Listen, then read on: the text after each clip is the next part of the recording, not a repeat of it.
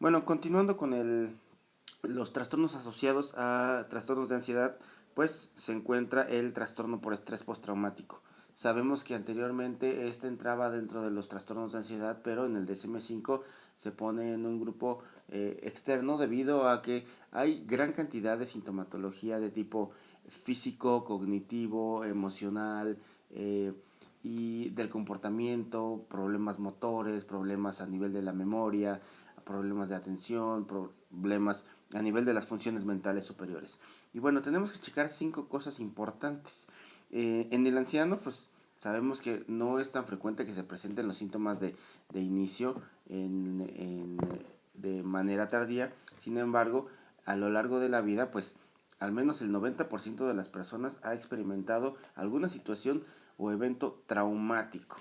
Es decir, que 9 de cada 10 personas, pues en algún momento de su vida tuvieron una situación estresante que les generó, que les pudo haber generado un evento de estrés agudo o estrés postraumático. Por lo regular, las personas que sufren con este padecimiento pues llegan a tener síntomas como síntomas depresivos, trastornos de ansiedad. Esta experiencia traumática en gran cantidad de personas pues también condiciona síntomas físicos, y estos síntomas físicos se van a ver caracterizados por hipertensión, problemas coronarios, hiperlipidemia, entre otros. Eh, Afortunadamente hoy en día contamos con gran cantidad de instrumentos que nos pueden ayudar a identificar estos síntomas en las personas que los padecen y a identificarlos cuando sospechamos que pueden llegar a presentarse. También es importante saber que hace falta investigación acerca de los tratamientos que pueden apoyar al adulto mayor específicamente. Se sabe que hay tratamientos efectivos para el joven, pero en ocasiones hay dificultad para identificar los síntomas en el anciano y sobre todo para tratarlos. Hoy en día sabemos que hay gran cantidad de áreas cerebrales que están involucradas en el procesamiento de la información cuando hay una afectación a nivel de trastorno de estrés postraumático. Sabemos que el estímulo externo va a ser recibido por todos los sentidos, y este va a ser procesado. Esta información va a ser procesada por el tálamo y va a mandar señales a nivel de la amígdala y a nivel de la corteza orbitofrontal. Y también va a haber mucho involucramiento de los sistemas de motores como los globos pálidos interno y externo, también a nivel de áreas como hipocampo, locus coeruleus, sistema límbico.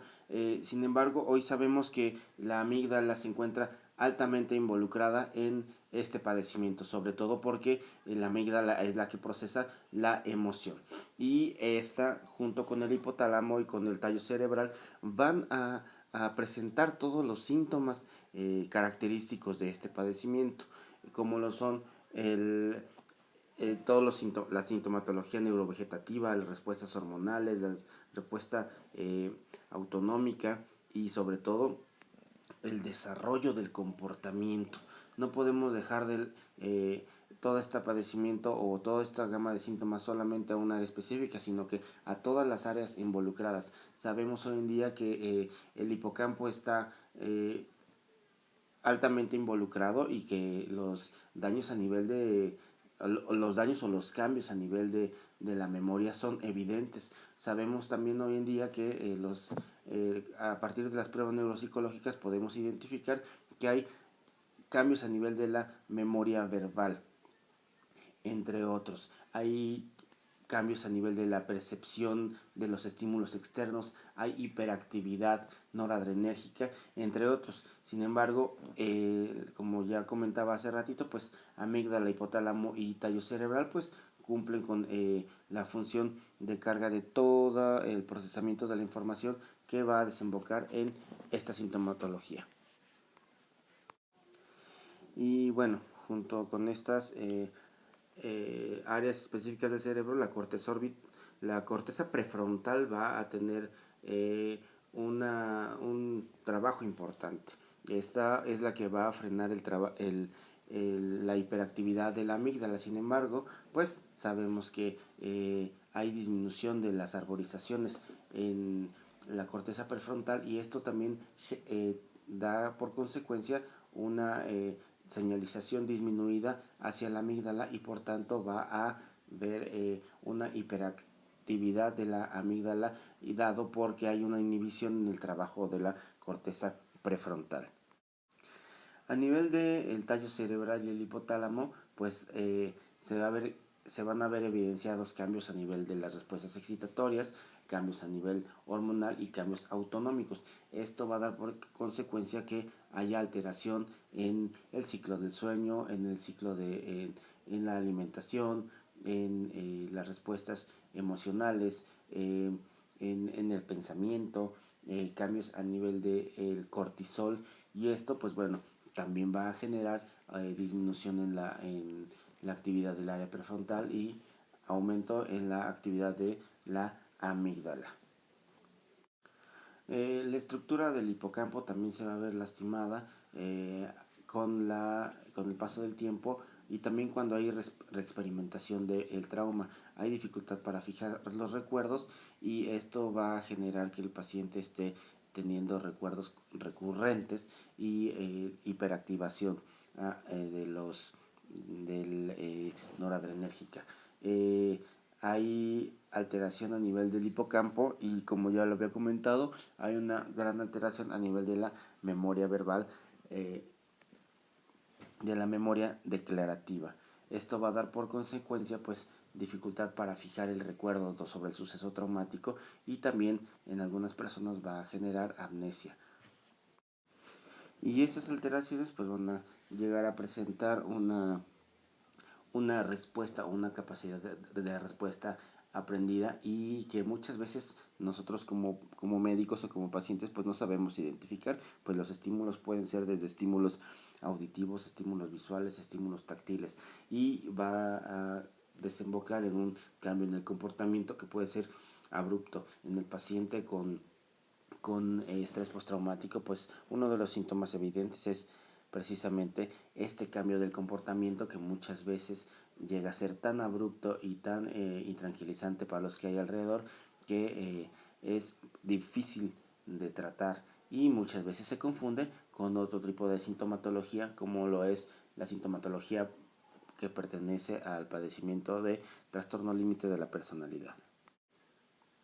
Pero ¿cómo es que surge este estrés? ¿Cómo es que se desembocan todos estos cambios a nivel neurobiológico? Pues bueno, para empezar, hay situaciones que dejan huella en la vida de las personas, y estas situaciones pueden ser positivas o pueden ser negativas. En el caso de las personas que sufren un estrés bastante negativo, pues tienen como respuesta esta situación, y ellos la viven como una situación estresante, una situación amenazante. Por lo regular puede ser secundario a guerras, combates, accidentes graves, ser testigo de muerte o violencia de alguien, ser víctima de tortura, terrorismo, violaciones, entre otras situaciones.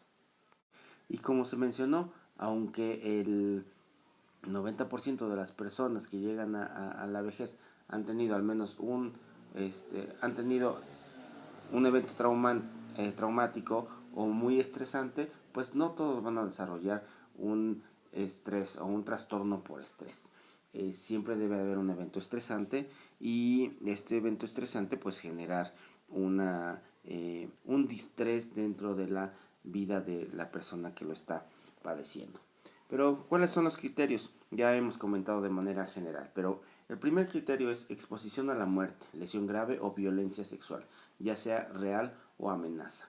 En esta situación pues se tiene la experiencia directa o la presencia directa, ya sea que me pase a mí o le pase a algún familiar, y que yo esté en el mismo lugar o lo esté viendo, o que tenga un conocimiento del suceso traumático que le ha ocurrido a alguien. Y también exposición repetida o extrema a detalles repulsivos del suceso, por ejemplo en las personas que atienden a personas que tienen algún sufrimiento o alguna catástrofe, como socorristas, policías, entre otros. Y posterior al evento pues va a haber presencia de uno o más de los síntomas de intrusión, como recuerdos angustiosos recurrentes que son involuntarios y que la persona pues no quiere estar pensando, sueños angustiosos, reacciones disociativas, un gran malestar psicológico y reacciones fisiológicas intensas, es decir, la persona va a experimentar sensaciones físicas bastante inadecuadas y bastante fuertes que lo van a llevar a disfuncionar en las actividades propias de la vida diaria.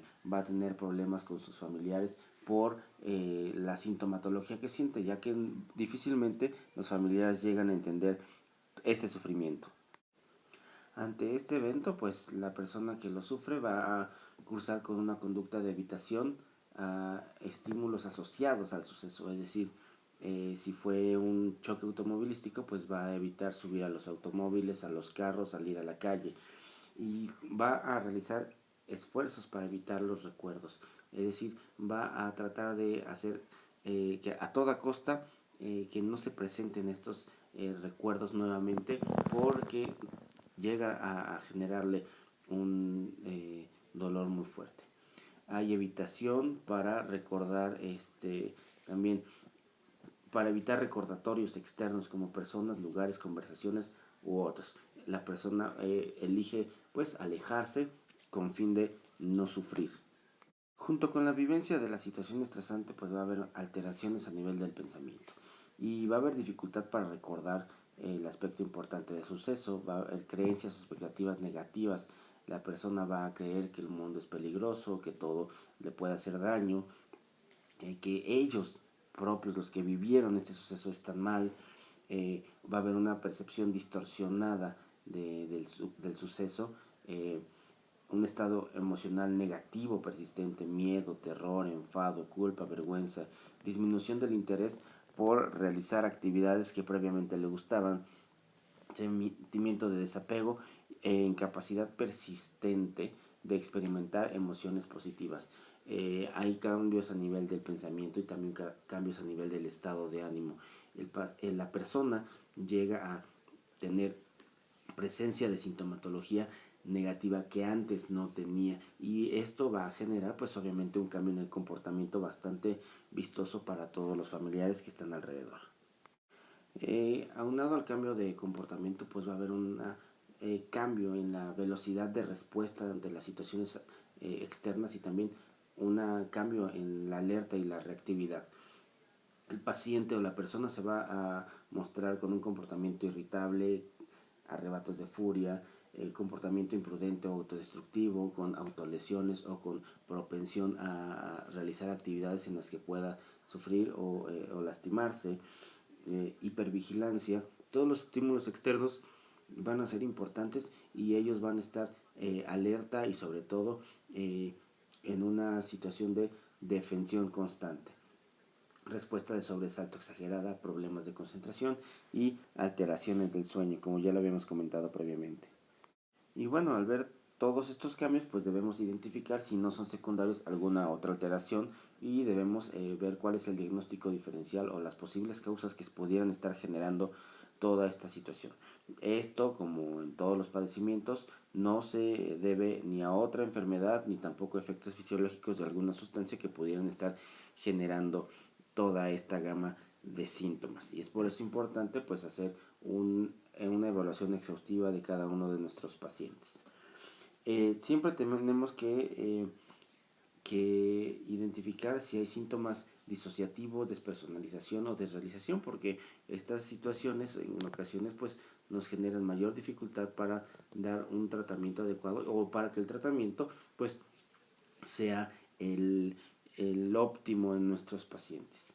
Y también hay personas que cursan con expresión retardada, es decir, no empiezan con los síntomas posteriores al suceso traumático, sino que tardan algunos días o algunas semanas. Tenemos que analizar bien la sintomatología de todos nuestros pacientes, sobre todo los síntomas que pueden presentar como los síntomas disociativos, ya que muchos no identifican estos síntomas o los minimizan. Incluso me ha tocado ver que las familias por vergüenza minimizan los síntomas y que son de suma importancia para nosotros los médicos para poder dar el tratamiento el diagnóstico y el tratamiento mucho más adecuado. Me ha tocado en más de una ocasión ver que los pacientes cursan con síntomas disociativos que los familiares no entienden o que estigmatizan. Incluso los médicos, sobre todo los médicos que se encuentran en los servicios de urgencias, llegan a minimizar esta sintomatología. Como ya lo habíamos comentado casi al principio, pues hay varias áreas que están mermadas o disminuidas, dentro de las que se encuentran la memoria, la psicomotricidad y también la identidad. Hay síntomas, cambios a nivel cognitivo que son sumamente importantes y que se van a presentar dado que el paciente no recuerda ciertas partes del suceso traumático. Ya habíamos comentado pues que hay varias áreas afectadas, como es la memoria, como es la atención, como es la concentración, a veces el juicio, la capacidad de respuesta ante las situaciones externas, la velocidad de respuesta, también hay hipervigilancia, intranquilidad, nerviosismo, agresividad, irritabilidad, entre otros. Y es por eso importante que pues los pacientes tengan un manejo tanto médico como un manejo psicológico. En algunas personas los síntomas disociativos como desrealización o despersonalización llegan a ser tan grandes que le generan una disfunción muy fuerte, y también hay personas que cursan con personalidad múltiple. Sin embargo, esta situación no es algo muy común.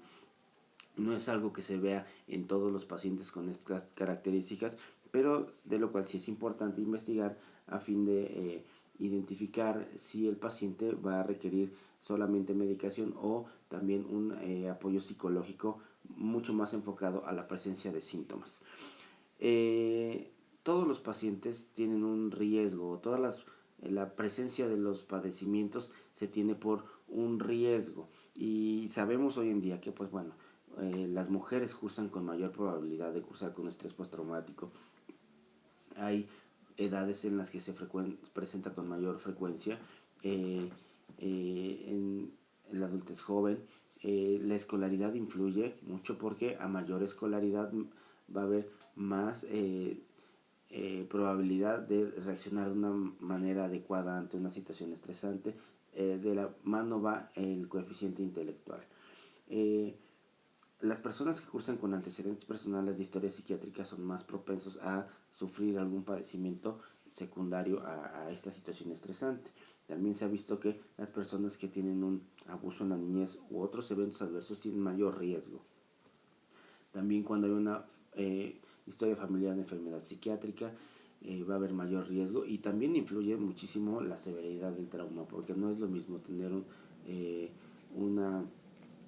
un choque a tener la muerte de un familiar o a tener una muerte de familiar por algún accidente. Tanto para iniciar el apoyo médico como el psiquiátrico debemos de identificar todos los factores que se encuentran asociados al trauma, antes, durante y después del mismo. Es muy común que las personas que sufren una violación llegan a los servicios de urgencia, y en los servicios de urgencia no son tratados de la manera adecuada, y esta situación estresante pues se ve aumentada por el personal que la atiende. Hay que ver los factores pretrauma como el estatus socioeconómico, enfermedad psiquiátrica, el género, el soporte social, los factores que hay alrededor del trauma, pues la severidad, la intensidad, la frecuencia y la duración. Y factores post-trauma, pues el apoyo que se le dé, el apoyo tanto familiar como médico, y también la dificultad que nosotros como médicos tenemos para identificar el impacto que tiene este trauma en la vida de las personas. No todos los eventos estresantes van a tener la misma fuerza.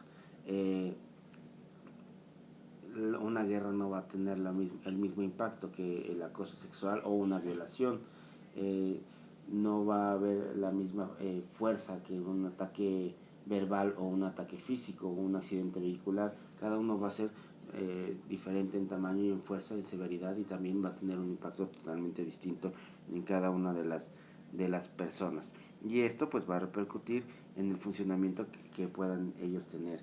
Hay personas que son muy susceptibles a los cambios y que lo sufren muchísimo más.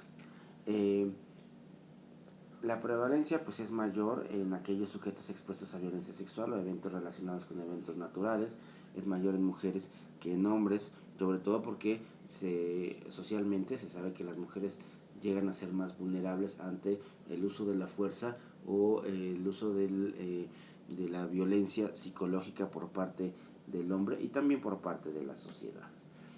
Aproximadamente del 50 al 90% de los individuos con estrés postraumático crónico pues tienen trastornos psiquiátricos comórbidos como depresión, angustia, fobia social, ansiedad, entre otros. Y algunos otros van a llegar a desarrollar trastornos de la personalidad como limítrofe, evitativo o antisocial y también trastornos disociativos.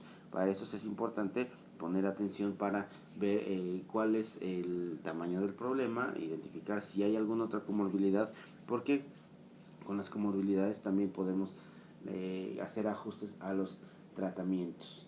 Por lo regular, todo el estrés postraumático pues se presenta durante las primeras etapas de la vida y se va trayendo durante ese tiempo. Sin embargo, hay estudios que marcan que personas tienen eventos estresantes en la juventud, tienen una buena adaptación y cuando llegan a la edad adulta mayor y se vuelven ancianos, pues se vuelven susceptibles ante las situaciones que hay alrededor. Y obviamente esto le va a generar cambios a nivel de su estilo de vida.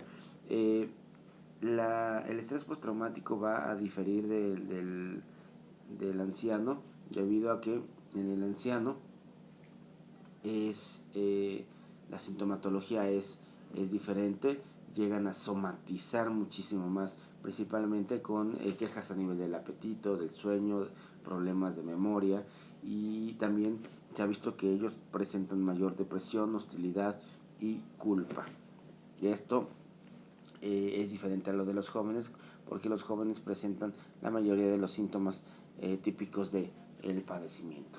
El estrés postraumático en el anciano puede ocurrir asociado a la edad, a la pérdida de algún familiar, a problemas de salud, a la pérdida de la salud.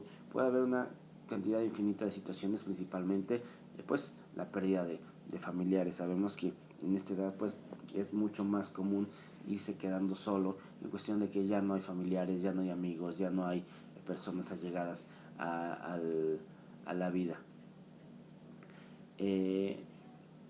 También debemos saber que las personas ancianas también pueden llegar a tener situaciones como la reexperimentación, hiperactivación adrenérgica, que como ya lo había comentado previamente, pues se llega a confundir con otros síntomas como lo pudiera ser síntomas físicos, aumento de la frecuencia cardíaca, problemas de sueño, y pues el confundirlo va a generar que no demos el tratamiento adecuado desde el principio. A nivel del tratamiento que nosotros podemos utilizar con nuestros pacientes, pues bueno, de primera línea se han utilizado medicamentos como los ISRS, como paroxetina, sertralina y fluoxetina, pero también se han utilizado medicamentos como venlafaxina, teniendo un gran trabajo con estos pacientes. De segunda línea podemos utilizar mirtazapina, prazosin, fasodona o un tricíclico. Se han utilizado también medicamentos como las benzodiazepinas, sin embargo no son tan efectivas como los medicamentos inhibidores selectivos de la recaptura de serotonina, y hay que tener mucho cuidado con el uso de antipsicóticos y benzodiazepinas, sobre todo porque el paciente puede volverse adicto o puede ser sensible al uso de estos medicamentos. Y hay que tener en cuenta que estos pacientes pues van a requerir de psicoterapia, porque el apoyo psicoterapéutico va a ser vital y va a ser primordial en estos pacientes, sobre todo para que los síntomas disminuyan cuanto antes y también se evite gran cantidad de medicamentos a veces innecesarios. Esto va a ayudar a que pues se utilice el tratamiento adecuado desde el principio, se utilicen las combinaciones de medicamento más efectivas para poder cubrir pues todos los síntomas que el paciente tiene y de los cuales se queja. ¿Qué pasa con las benzodiazepinas? Pues debemos tener muchísimo cuidado al dar benzodiazepinas en el estrés postraumático. No se deben de dar de tratamiento a largo plazo debido a que pueden generar adicción, sobre todo porque estos pacientes cursan con hiperactivación y tienen gran riesgo de adicción. Entonces hay que ser como muy cuidadoso. No se recomienda, las guías de práctica clínica no lo recomiendan. El tratamiento, como ya lo comenté, de primera línea, sertralina, citalopram, vortioxetina, paroxetina, entre otros. Hay que ver las dosis porque en ocasiones pues tienen que ser dosis elevadas para que el padecimiento pues disminuya o se erradique rápidamente. Medicamentos como paroxetina pueden generar síntomas desagradables y medicamentos como sertralina, citalopram y citalopram pueden ser de muchísimo beneficio en estos pacientes. Se pueden utilizar medicamentos con terapia combinada, sí, sin embargo, de primera línea, este tipo de medicamentos. El tratamiento, también hay que identificar si el paciente tiene síntomas psicóticos, porque estas situaciones estresantes pueden hacer que la persona pues curse con síntomas psicóticos e incluso ideación suicida. Por eso hay que tener mucho cuidado para disminuir la impulsividad, la agresividad y la intranquilidad. La mirtazapina es un medicamento que se utiliza muchísimo para el insomnio y cae muy bien en estos pacientes, sobre todo porque ellos, la mayoría, cursan con problemas de sueño que les dificulta tener una mejor calidad de vida y mantenerse despiertos. Psicoterapia. Siempre debemos utilizar psicoterapia en nuestros pacientes. La terapia cognitivo-conductual es de muy efectiva, sin embargo el EMDR también es una de las terapias que van a ayudar a la persona a salir mucho más rápido de su padecimiento. En otras ocasiones hay que utilizar terapia de relajación, de exposición, de autocontrol, de habilidades sociales, entre otras. ¿Sale? Entonces, dar un buen diagnóstico va a ayudar a que demos un buen tratamiento y sobre todo ayudemos al paciente cuando lo necesita. Pues muchas gracias. Este es el segundo video de esta sección y vamos a dar paso a las lecturas complementarias. Nos vemos en una semana.